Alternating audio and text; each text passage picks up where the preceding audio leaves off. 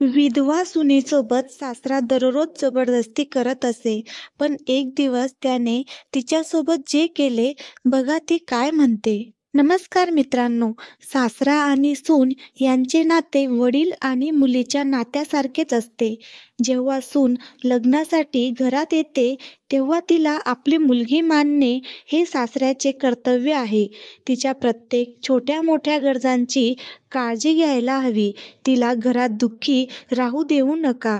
पण आजचे काही कलियुगातील सासरे सुनेवर वाईट नजर टाकतात. ते तिच्यासोबत अश्लील कृत्य करायला तयार होतो, तेव्हा तर हद्दच होते. असाच एक धक्कादायक प्रकार हरियाणातील जिंदमधून समोर आला आहे.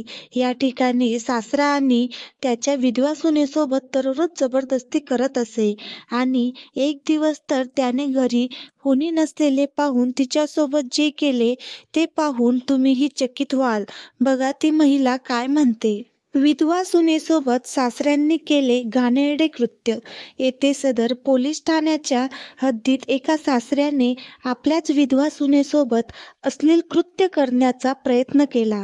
पीडित सुनेच्या पतीचा 2 वर्षापूर्वी मृत्यू झाला होता. त्याला 2 मुले आहेत. यामुळे ती मुलासह सासरी राहत होती. मात्र मुलाच्या मृत्यूनंतर वडिलांचे नशीब सुनेवर ढासळू लागले. तो रोज सुनेसोबत घाणेरडे कृत्य करायचा प्रयत्न करायचा.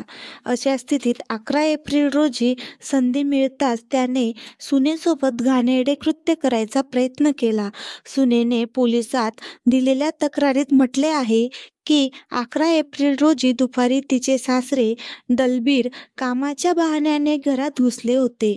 यानंतर तो तिला इकडे-तिकडे हात लावून घाणेरडे कृत्य करू लागला. सुनेने विरोध करून आरडाओरडा केल्यावर तो घाबरून पळून गेला. या महिलेचे म्हणणे आहे की तिने यापूर्वीही सासरच्या मंडळींना असे कृत्य करू नये असे बजावले होते, पण तो आपल्या कृत्यापासून परावृत्त झाला नाही. पीडित तरुणी आता पोलिसांच्या आश्रयाला गेली आहे. या घटनेनंतर पीडितेने सदर पोलीस स्टेशन नरवाना पोलीस ठाण्यात सासऱ्यांच्या विरोधात तक्रार दाखल केली. पोलिसांनी विनयभंगासह अन्य कलमा नवे गुन्हा दाखल केला. सध्या पोलीस या संपूर्ण प्रकरणाचा तपास करत आहेत.